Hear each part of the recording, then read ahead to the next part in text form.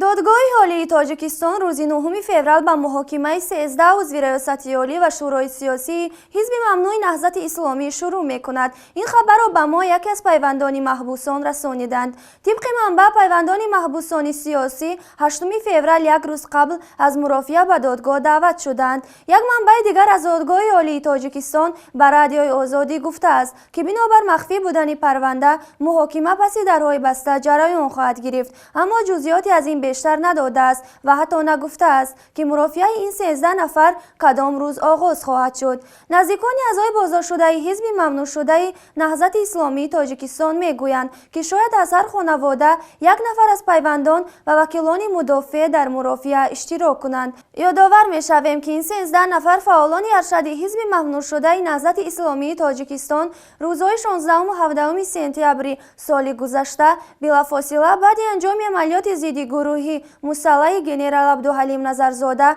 دستگیر شدند. مقامات تاجیکستان حزب ممنوع نهضت اسلامی و رهبرانش با شمول رئیس حزب محیدین کبیری را که در خارج به سر میبرد به دست داشتند در این آشوب عیبدار کردند.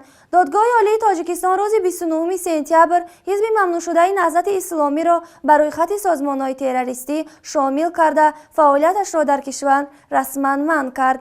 اما نمایندگان حزب ممنوع شده نهضت اسلامی تاجیکستان از جمله کبیری و اعضای بازداشت شده ریاستش دست داشتن خود در آشوب گنرال نظرزاده را رد می‌کنند و میگویند این اسیان تنها بهانه برای بستن فعالیت این حزب مخالف شد.